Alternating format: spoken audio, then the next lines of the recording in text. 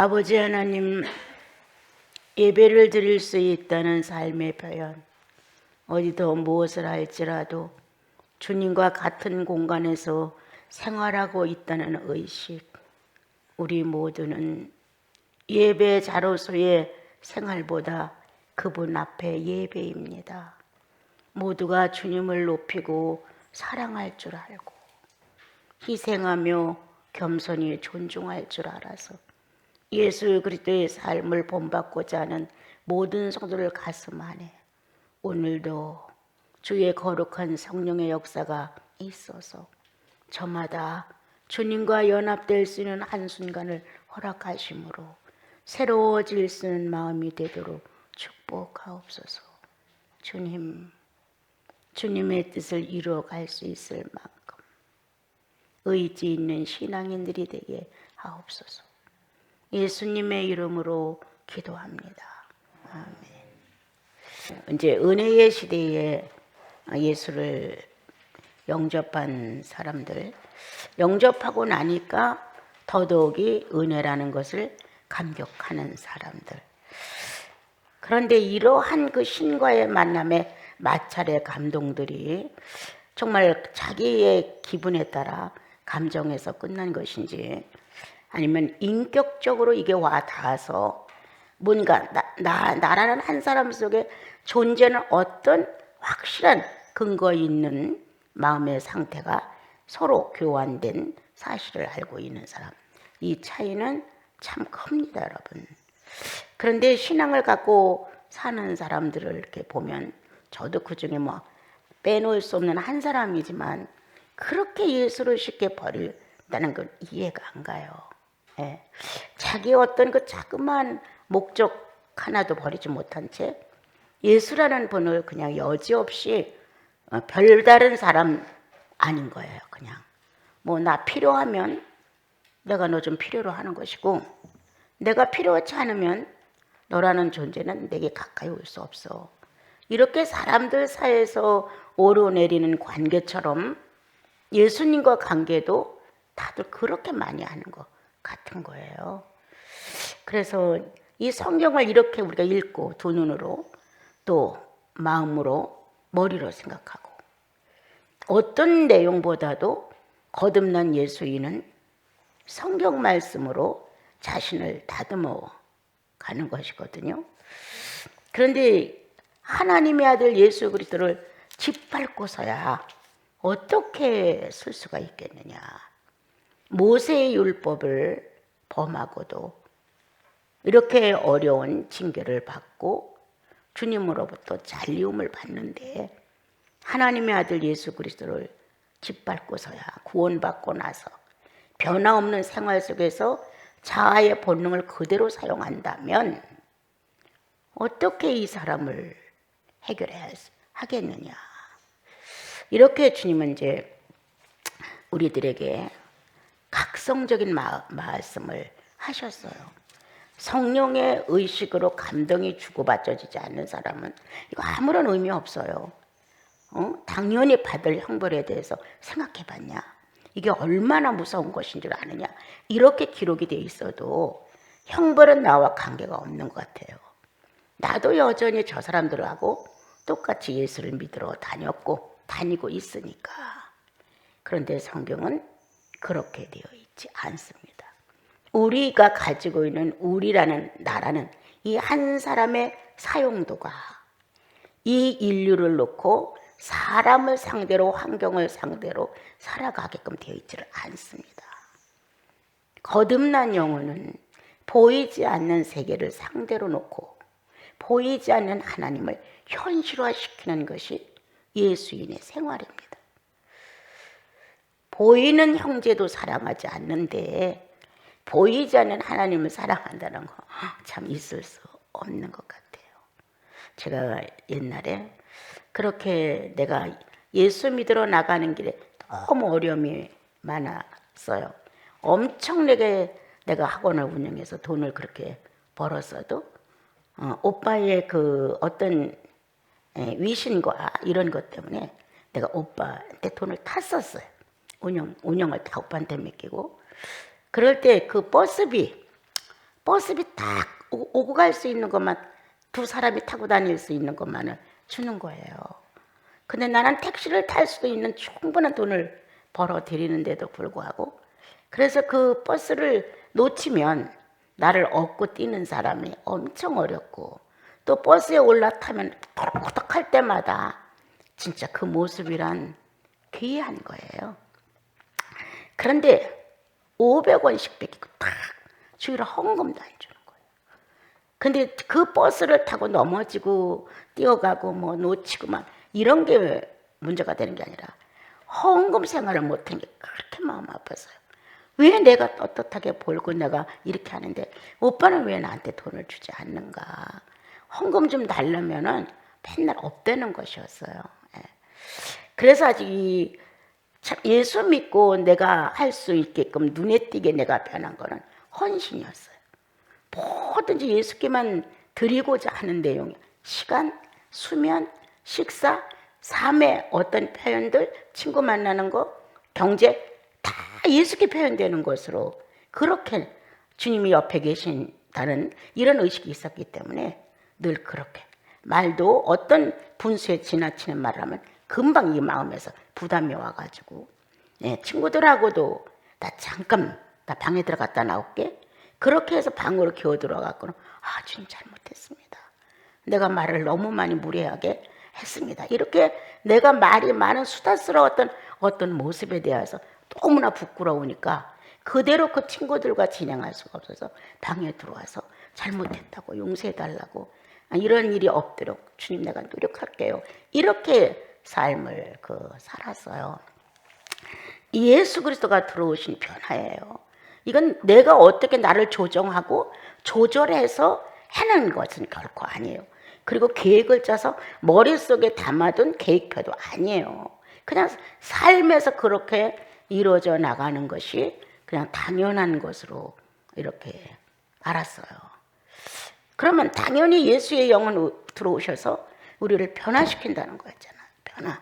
그럼 무언가를 주고 싶죠. 무언가를 내놓고 싶어요. 주님 앞에. 정말 움켜쥐고 산다고 하는 것 용납이 안 되는 거예요. 네. 만약 내 생활에 1,000원이 어서 들어왔다면 이걸 어떻게 바르게 잘 쓸까? 나를 위해 쓴다. 이건 상상도 못 해봤어요. 네. 어떻게 하면 이걸 반듯하게 바르게 쓸 수 있는 것일까? 자기를 위해서 검소하고 전략하고 막 이런 것이 아니라 들어온 이거를 어떻게 하면 남을 위해서 쓸 수 있을까? 이건 내 마음이 아니라는 거예요. 예. 그냥 어떻게 하면 그리스도라는 이 한 분을 내 삶에서 인정해 드릴 수 있는 것일까? 이게 최고의 그 당시에는 내 고민이었던 것 같아요. 그런데 이렇게 이제 살아가면서 나도 많이 퇴색되는 것 같고, 내가 지난날에 엄청 주님 앞에서 티끌 하나도 용납을 하지 못하고 살았는데 지금은 보면 나를 많이 관용해주고 나를 많이 용서해주는 것 같은 거예요. 그래서 이거 내가 퇴보되는 거 아닌가. 정말 갈수록 진지한 삶의 표현, 갈수록 그리스도가 내 삶의 주인공이라는 것을 그대로 내가 인정해드리는 삶, 이런 것이 있어야 되는데 그렇지 않으면 본능은 강렬하다는 거예요. 강렬하고 강력해요. 그래서 어느 순간 벗어나는 죄인의 모습을 그대로 지니고 변해 있는 거예요. 나는 의인이야, 나는 성령 있는 사람이야, 기도하는 사람은 착각이에요. 순식간에 착각을 하고 있는 거예요. 이미 나는 주님을 버린 사람처럼 행동하고 있어.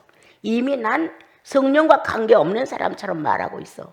이미 난 내 이성과 내 감정과 나라는 의지를 가지고 행동하지 주님과 연합체가 된 한 사람의 삶으로 표현한다는 건 극히 어려운 것 같아요. 근데 오늘 주님이 29절에 28절에 함부로 행하면 모세 율법에 걸리면 그 율법에서도 정죄를 받고 형벌을 받았거든. 하물며 하나님의 아들 예수 그리스도를 의롭다고 인정한 거룩한 피로 거듭난 하나님의 아들 딸들이 이렇게 욕되게 하는 삶을 사는 것은 참 부끄럽고 합당치 않다. 이렇게 성경은 가르쳐주고 있어요. 나는 가장 중요한 게 내가 거듭난 한 영으로서의 주님을 존중하는 의식이 내 인격처럼 교환되고 있느냐가 난 중요하다고 생각해요. 기도를 아무리 많이 해도, 아무리 성경을 많이 봐도, 아무리 남의 가난한 사람, 어려운 사람 사정 다 봐줘도 이건 아무것도 아니에요. 그런 것에 대해서 조금 미숙하고 좀 모자란다 할지라도 마음속에 존재하시는 그분의 의식이 내 인격 안에서 활동하는 것을 느낄 수 있다면 그건 100% 가능하다는 거예요. 근데 그거를 못 느낀다 한다면 내가 자주 하는 말이잖아요. 구석을 심각히 짚어봐야 한다. 속고 있는 거 아니냐. 새로운 어떤 감각 속에서 예수라는 분의 이름으로 감정이 움직여졌다. 그래서 나는 구원받은 걸로 착각하고 있는 거 아니냐. 아니면 어떤 말씀을 듣을 때 새롭게 그 말씀이 나에게 유익하고 선했다. 그러므로 나는 이미 의인이 된 것으로 착각하고 있는 거 아닌가. 그건 아닐 수가 없다예요, 여러분. 이 정말 몰랐던 나와 여러분의 의지 안에 한 인격체의 움직임을 통해서 통해도 하고 죄인인 것을 절통하게 느끼기도 하고 사랑을 느껴서 막 감사가 넘치기도 하고 내가 속죄받았다는 이 기쁨의 안심도가 내 평화를 엄청 주장하고 있거든요. 어떤 사사로운 인간 사이의 어려움 때문에 요동되거나 흔들리지 않거든요. 이렇게 확실한 믿음을 갖고 출발한 나와 여러분, 처음엔 연약해서 조금은 흔들리지만 우리 나라는 한 사람의 기력을 원수 갚는 데 쓰지 마라. 30절인가 그 있죠. 원수 갚는 데 쓰지 마라. 우리의 기력을, 우리의 기운을 원수 갚는 데 쓰지 마라. 우리는 우리의 기력, 내가 존재하고 있는 이 육체가 살아 움직이는 어떤 힘을 죄에다 쓰지 말라는 거예요. 그런데 그 당시에도 원수 갚고 또 원수 갚고 원수 갚는 보복이 계속됨으로 인해서 죄는 끊어지지 않았어요. 주님은 억울하고 속상하고 손해를 보고 할지라도 기다리면 하나님께서 그것을 해결하신다라고 말씀하셨어요. 우린 다른 성경에 내가 더디 행동한다고 어려워하지 마라. 나는 결코 네 사건에 더디 행동하는 것이 아니다. 하나님의 거룩한 때에, 합당한 때에 인생의 어떠함을 알고 있기에 그 때에 맞춰서 하나님은 일하시는 거예요. 예수가 오시기까지 4,000년의 역사가 지나갔잖아요. 얼마나 조급해서 빨리빨리 메시아가 와서 빨리빨리 유대 민족을 왕국화하고 전 세계 열방을 다 발 아래 엎드리게 하고 종살이 시키고 막 이렇게 기대했던 거예요. 그러나 주님은 아니었어요. 어느 날 더디다는 내용이 내게 감사로울 때가 있어요. 이야, 하나님의 더디 오심이 나를 살렸구나. 하나님의 더디 오심의 역사가 나로 하여금 개혁의 때를 만나게 했구나. 만약 내가 이것을 하지 않고 금방금방 하나님 때가 왔더라면 나는 접수도 못한 채 망했을 것이다. 접수도 못한 채. 그런데 그때가 더디옴으로 인내하시고 기다리고 참아주시니까 그 사이사이에 우리는 변화를 받는다. 그 사이사이에 은총을 받는 거예요. 그 사이사이에 금방 심판하고 금방 해결하고 금방 변화를 일으켰다면 그때가 나에게 너무 조급했을 것이다. 그런데 주님은 오래 참으서 오래 참고 기다려 주심으로 한 자아가 이해라고 순복할 때까지, 만약 하나님이 급하셔서 때를 변경했다면 내 자아는 곱게 순복할 수 있는 기회를 잃었다는 거예요. 그런데 오랫동안 기다려주시고 참아주시고 더디 행동을 해주시니까 어느 날 참 보기 흉했던 내 자아가 주님 앞에 순복한 아름다운 모습의 변화를 주님이 보실 수 있었던 거예요. 주님도 기쁘시고 나 또한 기쁘죠. 예. 주께 드릴 수 있는 자가 된 것, 주께 바칠 수 있는 자가 된 모습. 주님이 앞뒤로 뒤져보셔도 그래 내가 너로 인하여 기뻐 이렇게 말할 수 있도록 주님은 오래 참고 더디 오심으로 내 자의의 아름다운 순복을 독점하실 수가 있었다는 거예요. 얼마나 아름다워요, 그죠? 우리들은 너무 성급해서 일 처리를 잘 못하고 일을 저질러 놓지요. 그래서 이제 우리들은 이 10장 뒤를 보면 결코 멸망할 자들이 아니다. 구원을 받은 우리들은 구원에 합당한 삶을 살아가기 위한 하나님의 방법이 올 뿐이지, 우리들이 원하는, 내가 원하는 세상살이를 잘해보려고 원하는 거기에 초점을 맞춰서는 안 된다.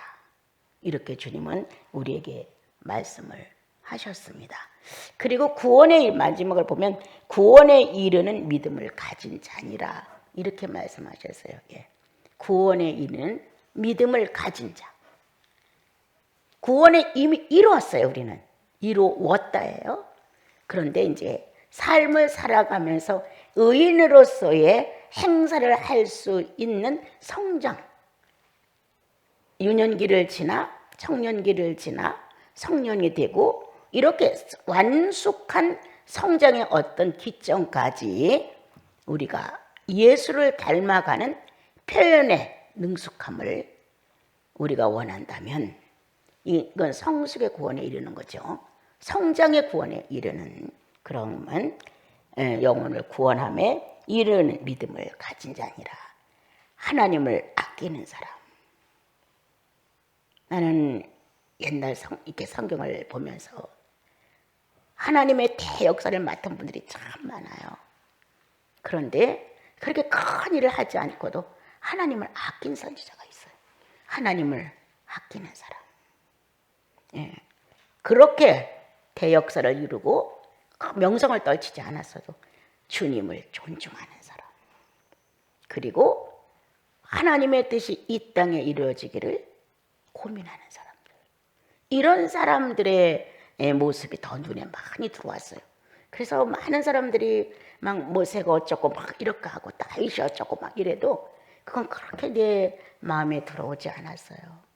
조촐하게 신중하게 주의 말씀을 연구한 에스라 같은 사람.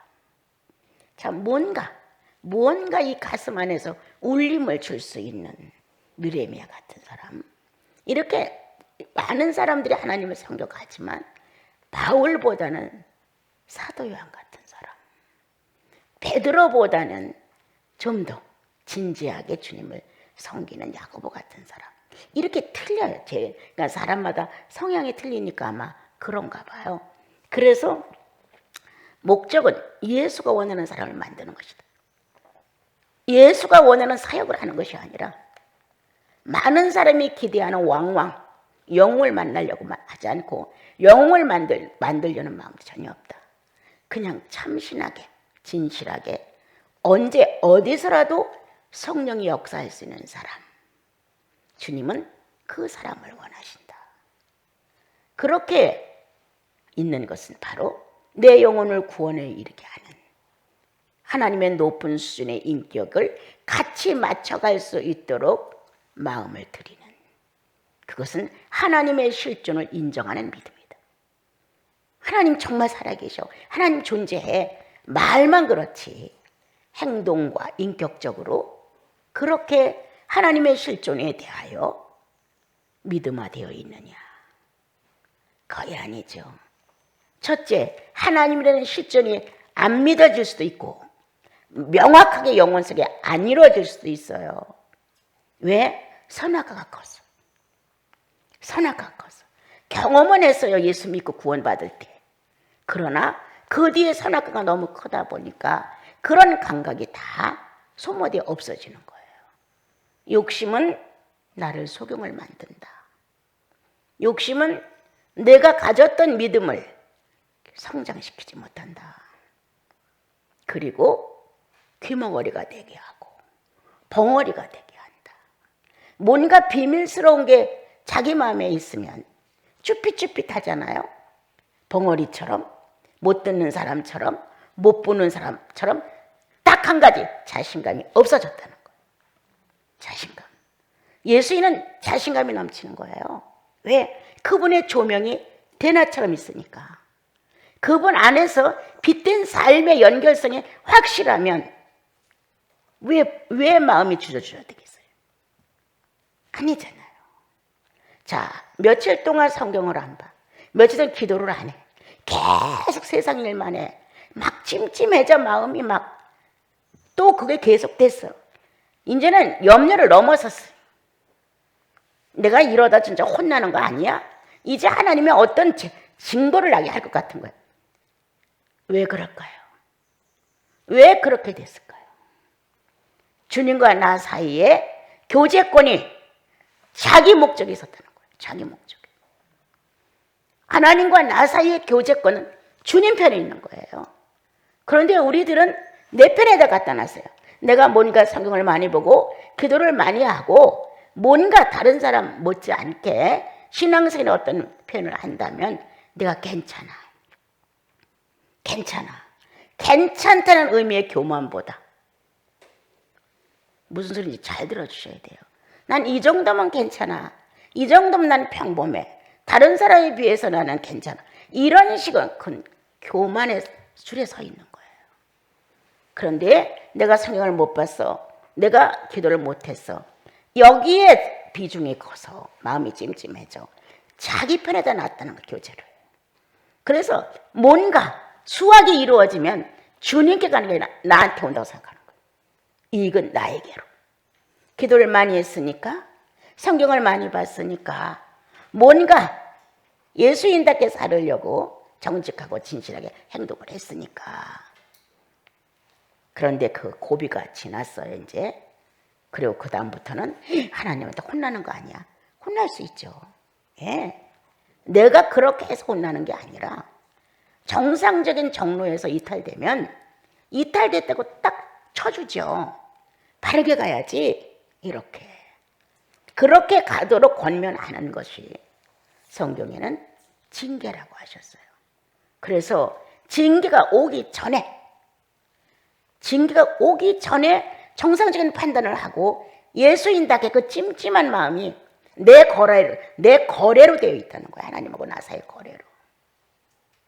성령은 그럴 때만 인정받는 분은 아니죠. 내가 그런 생활을 하든 안 하든 성령은 내 안에 실존이죠. 확실한 실존이죠. 그래서 그걸 넘어설 수 있는 신앙을 가져야 되는데 그걸 넘어서지 못하는 거예요. 그리고 이제 나중에 내가 이러다 사고 나는 거 아니야? 내가 이러다 벌 받는 거 아니야? 내가 이러다 주님으로부터 징계받는 거 아니야? 이렇게 의식을 갖는다는 거예요. 예. 그렇다고 훌륭한 것 아니에요. 그렇다고 뛰어난 것도 아니에요. 빨리 자각해야 돼요. 나와 주님은 함께 있는 것. 내가 종교적인 행위를 함으로 충만이냐? 난 아니라고 말해요. 내가 종교적인 행위를 꼭 해야만 충만이 유지된다면 나는 형식주의자다. 나는 외식주의자다. 아니에요. 가장 중요한 내 속에 존재하는 그분에 대한 인정이에요. 그게 꼭 찬송가를 해야 됩니까? 그게 꼭 기도를 해야 합니까? 그게 꼭 성경을 봐야만 됩니까? 성령이 주관하시는 내 인격이에요. 그럼 이거를 읽기 전에 내가 마음을 모아 행동을 모아 기도를 하는 의식이 있기 전에 더 속도 빠르게 나를 인식시키는 것은 존재예요. 그분의 존재. 성령의 존재. 이분이 나와 여러분들 속에서 어떤 것도 필요로 하면서 그거를 많이 해야만, 그걸 잘 해야만, 그래야만 내가 너와 함께 한다. 이건 아니에요. 그래서 좀 더 신앙이 견고해지는 분들, 좀 더 성령화되는 분들은 이런 형식에 매달리지 않아요. 결코 아니죠. 내가 성경을 좀 한 달을 못 봤어도, 한 달 기도를 안 했어도 그것보다 더 중요한 건 내 영혼의 인식이다. 그분의 실존에 대한 내 영혼의 인식. 늘 빛 가운데서의 정직이다. 빛 가운데서의 진실이다. 빛 가운데서의 청빈이다. 빛 가운데의 순명이고 빛 가운데서의 나와 여러분은 순종인 거예요. 이러한 삶이 영혼 안에서부터 이루어져 나가면 떳떳하지 못해서 얼굴을 못 들거나 무언가 캥겨서 평화가 없어. 예배를 드려도 신통치가 않아. 통쾌해야 되는데 통쾌하지가 않아. 예, 이렇게 되는 것은 주님이 살아계심에 인정하는 그 의식에 대하여 엄청 빈약하다는 거예요. 그게 문제예요, 여러분. 예. 그래서 선악과를 보니 눈이 멀어져요. 하나님에 대해서. 선악과가 더 탐욕스러우니까. 다른 말 안 들어와요. 귀가 가려워져요. 자, 선악과에 대한 유혹은 나를 벙어리 만들어요. 주님 잘못했습니다. 형님 잘못했어요. 자매님 내가 미숙해서 미안해. 이걸 안 해요. 벙어리가 되는 거예요. 자기 자신의 죄악의 타산은 강력해. 그러나 아버님 잘못했습니다. 어머니 잘못했어요. 자매요 내가 잘못했어. 이와 같은 것들이 없다고 하는 자체는 예수의 실존이 죽었다는 뜻이다. 예수의 실존. 항상 염려하는 것은 성경을 몇 시간 봤느냐? 나 이거 아닙니다. 몇 시간 기도했느냐? 나 이것도 아닙니다. 누구에게 얼마를 헌신하고 얼마를 사랑하고 얼마를 용서했느냐? 그것도 아닙니다. 내 속에 예수. 내 인격과 함께하는 그분의 인격을 소유한 자로서의 내 자세. 어떤 기도보다 위대하다.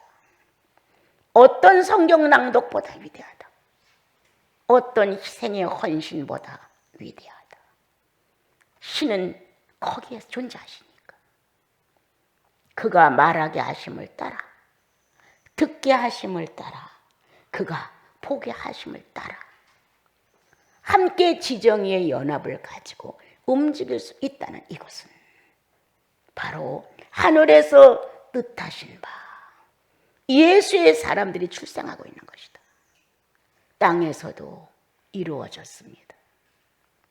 하늘에서 계획한 예수의 사람들이 땅에서도 이루어졌습니다.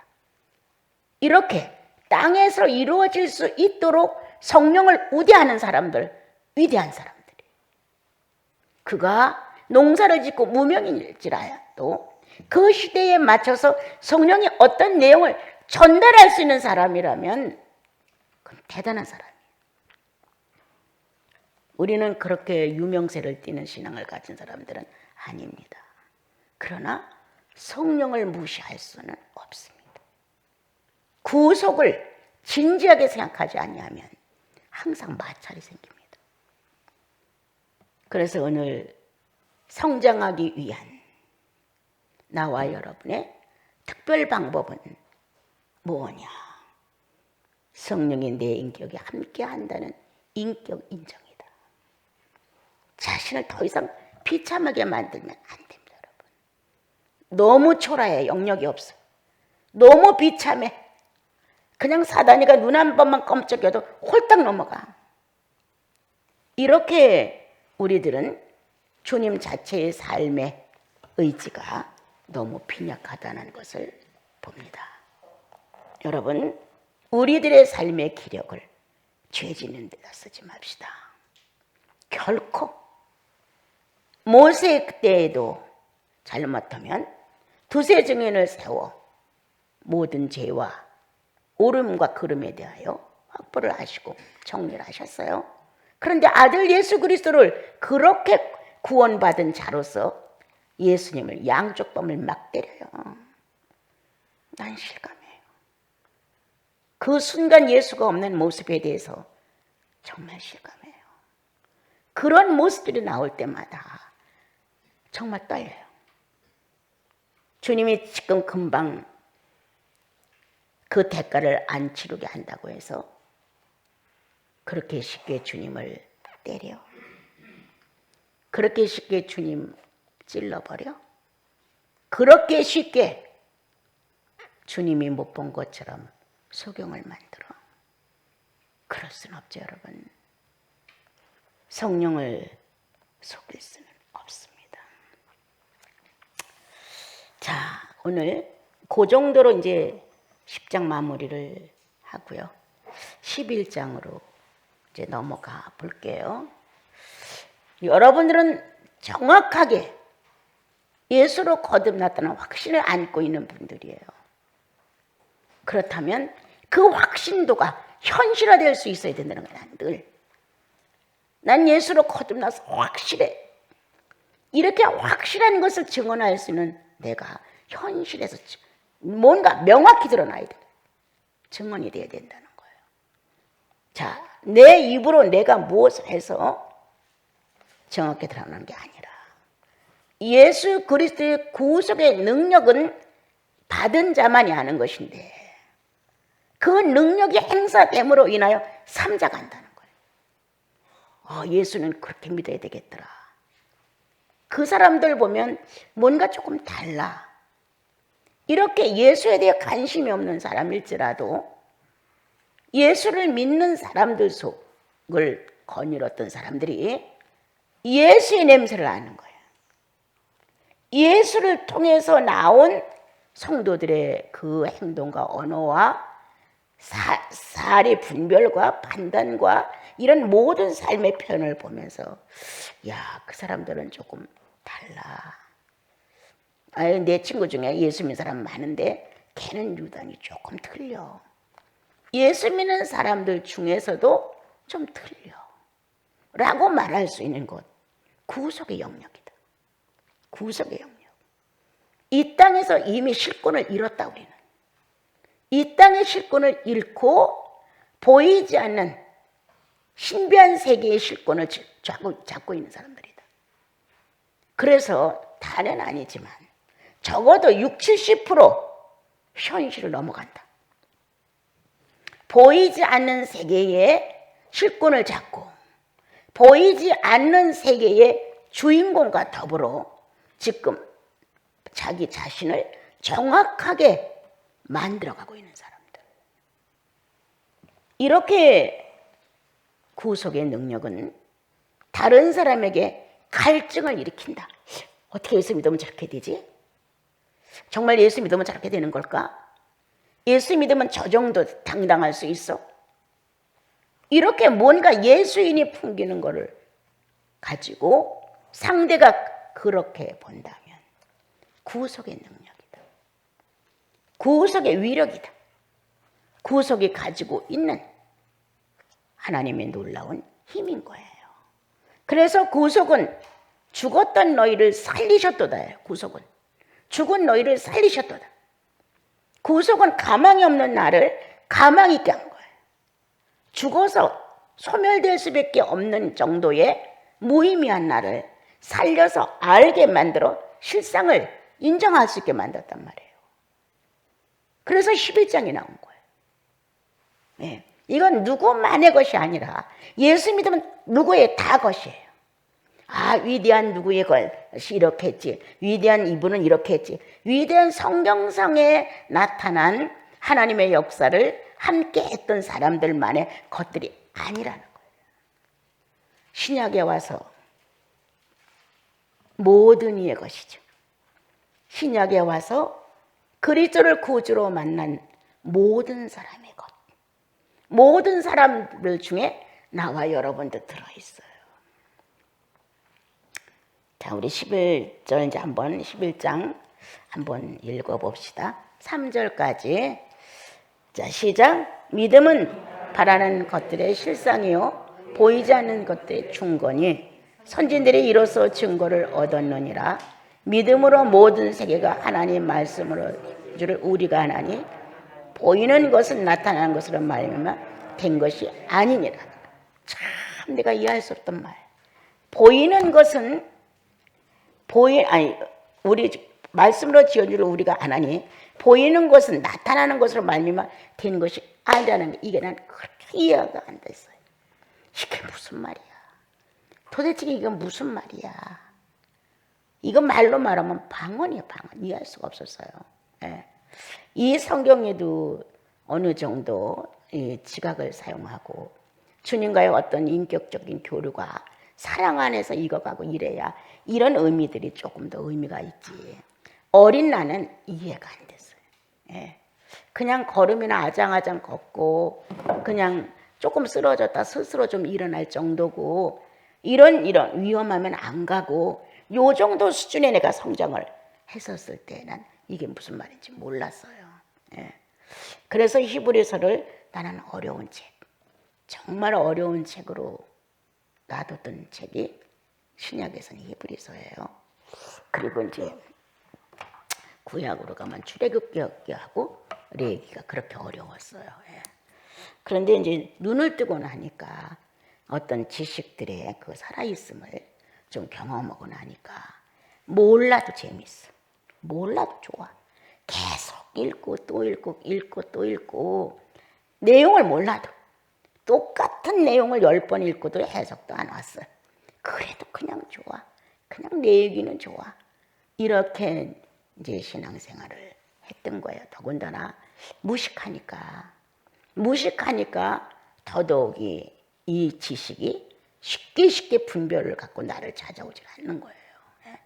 그랬던 이제 시대에 어느 날 믿음은 바라는 것들의 실상이요 보지 못하는 것들의 증거라.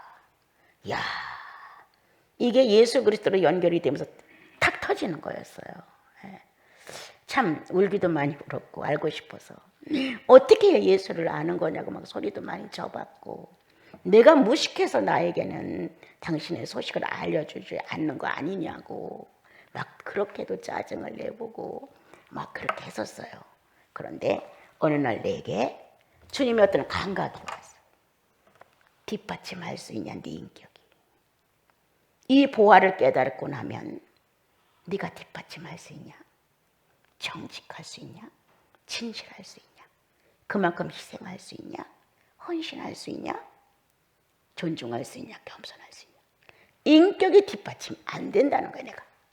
아무리 네가 좋은 걸 깨달으려고 몸부림을 치고 애를 써도 그걸 깨닫겠다 하자. 네 인격이 뒷받침이 되는.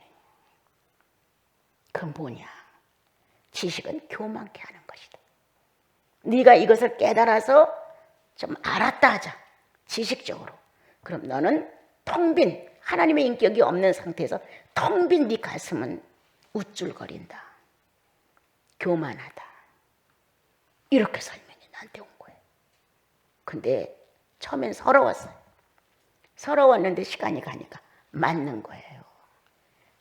아니 너무 무식한데 경험도 없고 지식도 부족해. 사람과 사람 사이에 어울리는 사회생활도 나는 너무 부족한 거예요.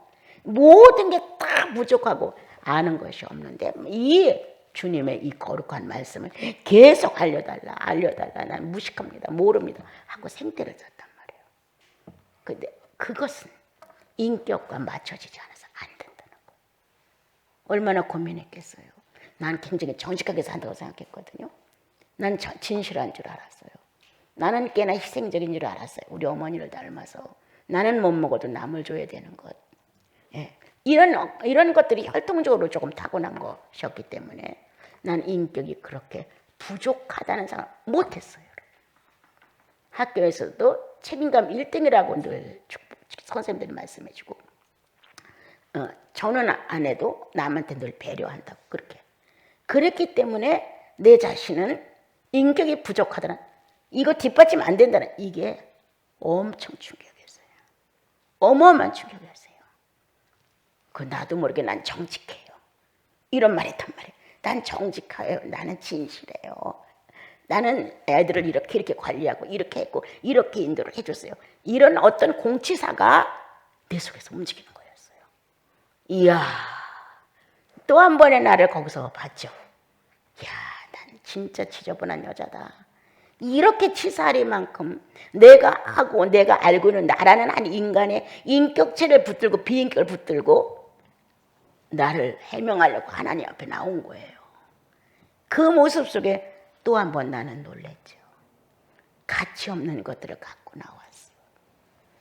가치 없는 것들을 갖고 나와서 주님한테 얘기를 하는 거예요, 내가요. 이야, 그때 나는 새로운 것을 많이 깨달았어요.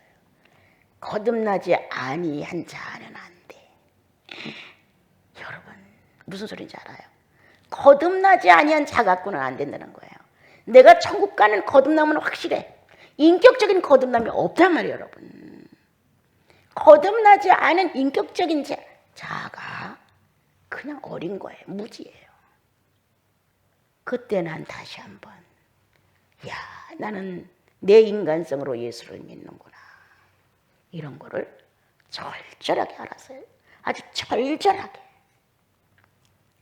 성도와 성도 사이에도 가끔 어려운 문제가 생길 때가 있죠. 전혀 나는 관계되지 않았는데도 불구하고 관계된 것처럼 말들이 오르내리면서 그나마 당장 쫓아가고 싶죠. 당장. 그렇지 않다. 이렇게 얘기하고 싶을 때가 없지 않아 있어요.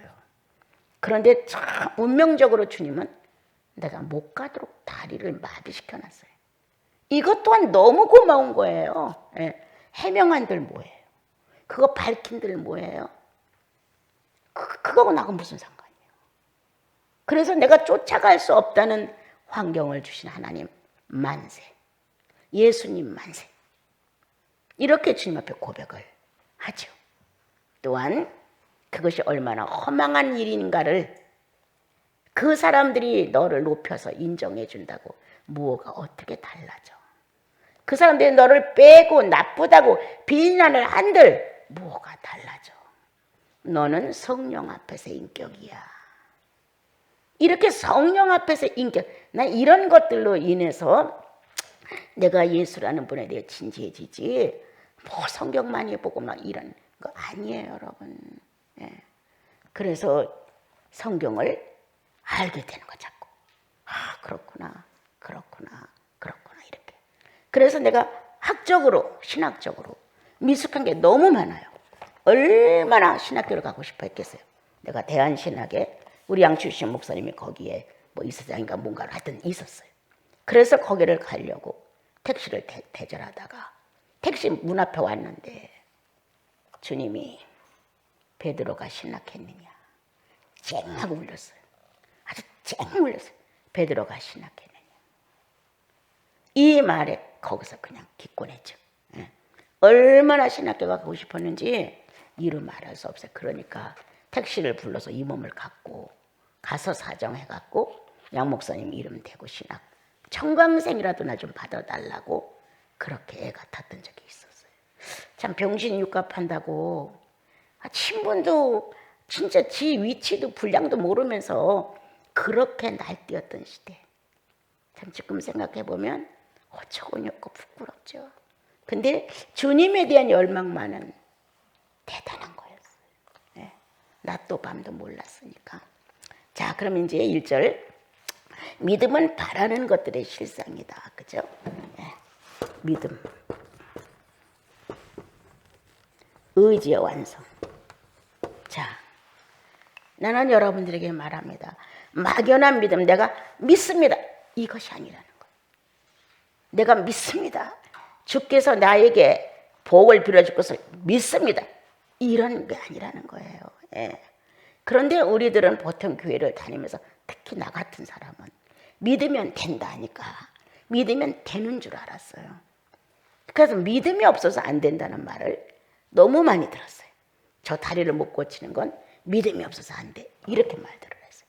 그래서 그 믿음이 뭔지 엄청 애가 탔던 거예요. 내 장본인인 내가 더 간절하지. 3절은 간절하잖아요.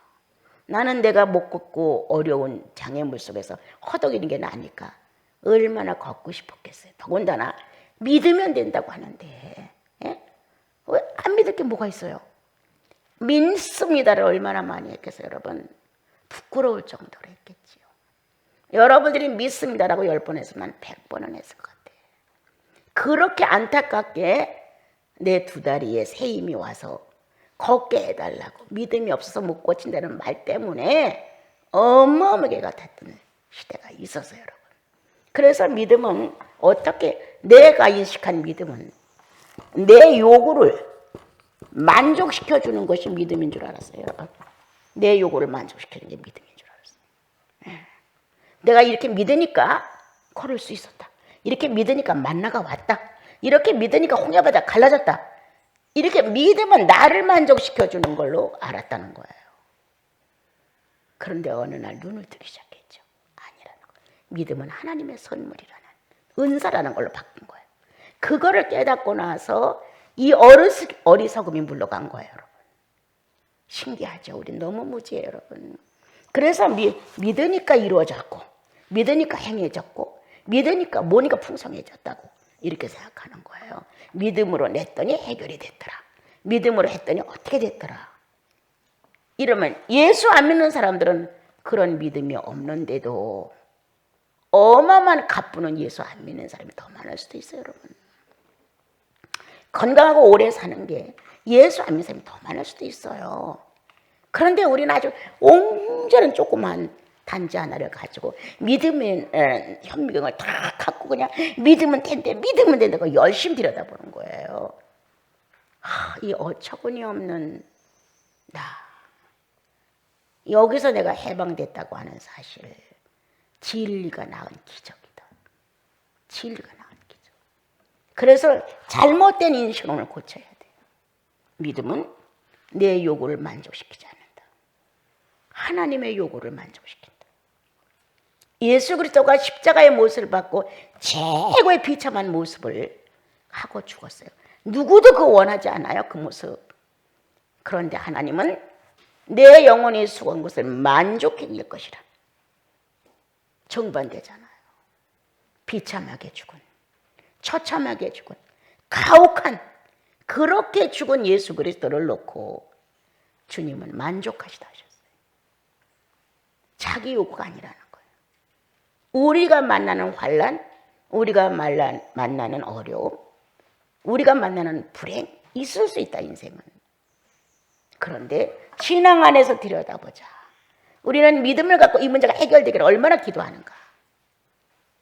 결국은 자기 요구의 만족을 위해서다. 그런데 하나님의 요구 만족으로 바꿔야 한다. 믿음은 내가 원하는 대로 되는 만족성이 아니라 하나님이 원하시는 목표를 이루는 것이다.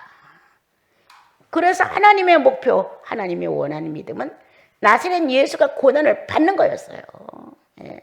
어마어마한 고난과 고통을 받고 한꺼풀 죽은 자로 끝나는 거였어요.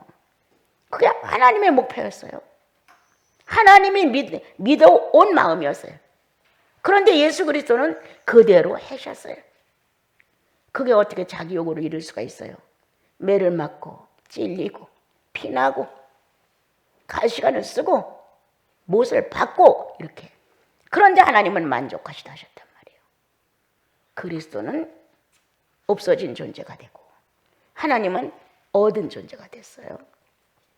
그래서 우리들은 믿음을 갖고 자기 인생사에다 쓰려고 하는 믿음은 없어야 한다, 오늘부터. 어떻게 하면 나를 통하여 하나님의 뜻이 이루어지냐의 믿음이다. 나와 관계없이 주님은 주님의 뜻을 이루시옵소서. 이렇게 믿음은 내게 아니라는 거예요. 자, 하나님은 어느 날 창조할 것을 원하셨다. 어느 날. 그래서 단일신, 유일신 한 분이 세 분의 하나님으로 분리를 하셨다. 유일신 하나님 하나가 세 분의 하나님으로 분리가 됐단 말이에요. 창조를 위해서.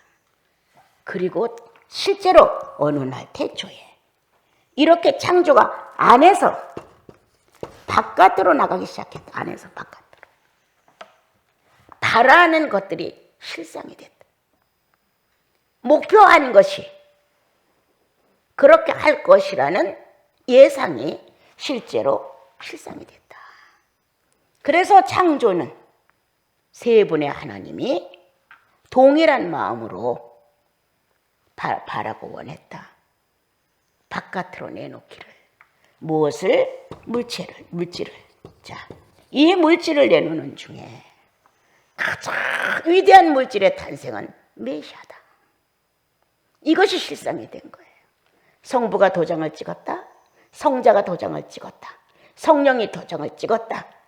예수의 고난에 대하여 하늘에서 정해진 거였어요. 이미 더 창조가 바깥으로 나오기 전에 연약한 피조물에 대한 대리자를 세웠는데, 중보자를 세웠는데, 그게 성자 예수 그리스도였다는 거예요. 그분이 이미 안에서 세 분의 하나님으로 분리될 때 그는 고난의 주였다는 거예요. 그는 영광의 주는 그 뒤였어요. 이렇게 실상이 되는, 보이지 않는 것이 현실로 들춰져 나오는, 창조를 먼저 갖다 딱 놓으면 다른 건 수월하게 풀리더라고요. 저 같은 경우는요. 보이지 않는 세계의 물질들이 보이는 세계로 등장을 했다. 그럼 이 물질의 주인공인 창조주라는 이 신이 이미 계획했다. 안에서 바라는 것이었다. 소원이었다. 단적으로 한마디 기도였다. 신들의 기도였다. 창조는 신들의 기도였다는 거예요. 신들의 기도가 연합돼서 바깥으로 어느 날 나가서 첫째 날, 둘째 날, 셋째 날, 여섯째 날까지 목표를 완성해서 실상이 됐다는 거예요.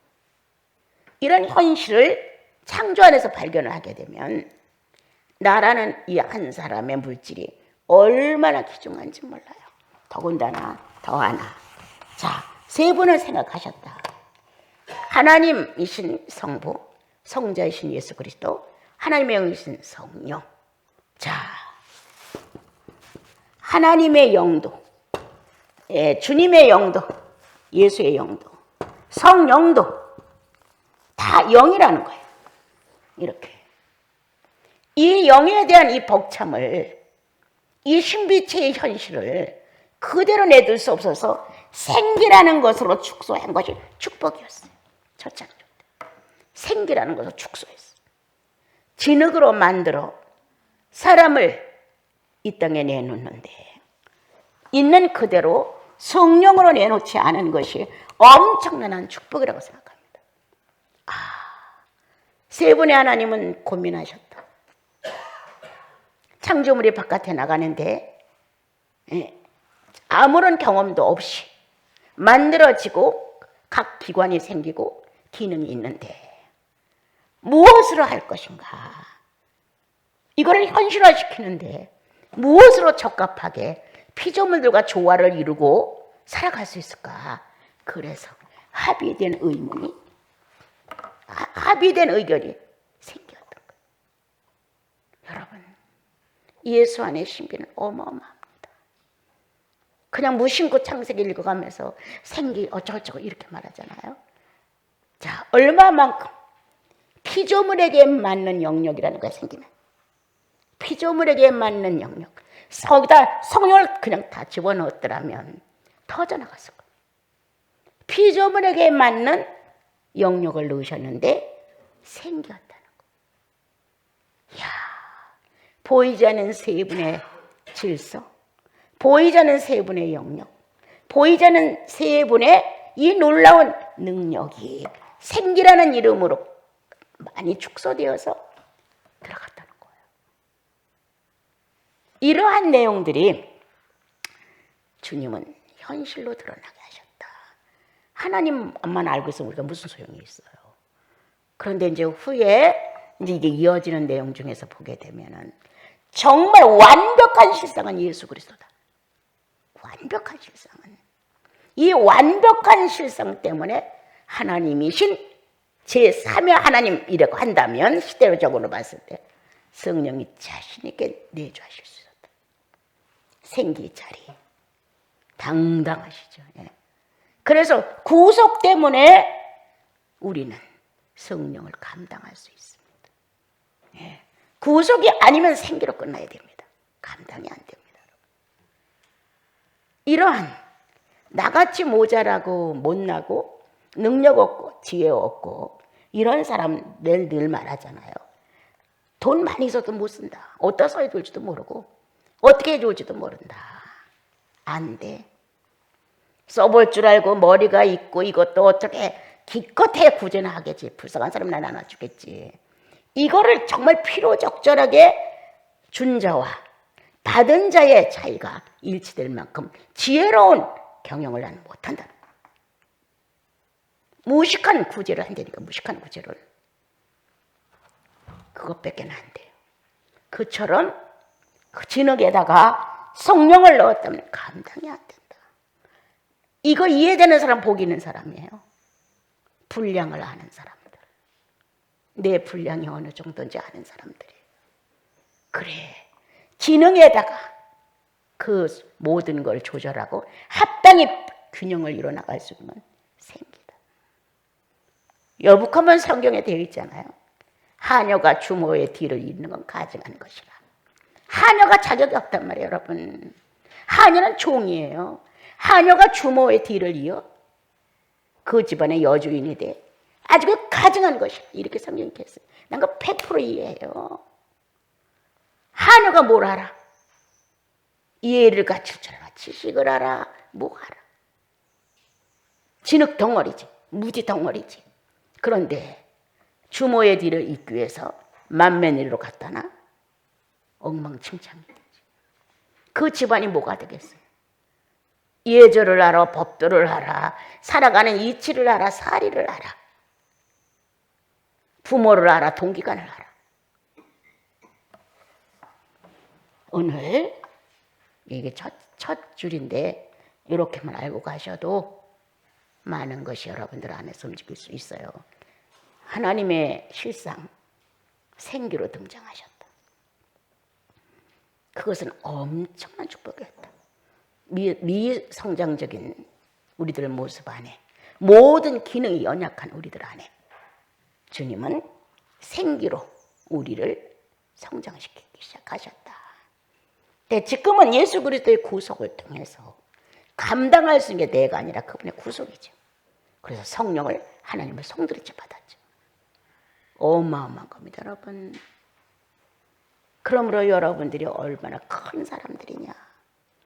그리스도의 구속을 통하여 많으면 많을 다 실력을 표현할 수 있을 만큼 확실한 성령의 기능이 제재를 받지 않고 일할 수 있도록 구속이 존재한다는 거예요. 그렇지 않으면 우리는 생기로서 끝나는 거예요. 창조주와 피조물로서 끝나는 거예요. 아버지와 자식, 기업을 이어받을 자의 자격이 없는 거예요. 그런데 영생은 기업을 이어받을 자의 자격을 허락하셨어요. 구속을 받은 여러분, 진지하게 사셔야 합니다. 예수 그리스도의 피로 거듭난 여러분, 물질과 신앙을 비교하지 마십시오. 그리고 내 속에 감당할 수 있는 성령이 오신 것은 그리스도의 구속이 있기 때문이라는 사실. 자기를 귀하게 여기십시오. 이중인격 너무 많이 쓰지 마시고, 또 그렇게 물질을 붙들고 쩔쩔매지 마십시오. 아무런 효과도 없습니다. 내가 늘 그러잖아요. 나 떠나면 휴지 조각이야. 꼭 필요할 때 잘 쓰면 되는 거예요. 네. 그래서 오늘 하나님의 영, 주님의 영, 성령이라는 이 영의 종합적인 피조물 세계에 현실화시킨 하나님 자신은 생기였다.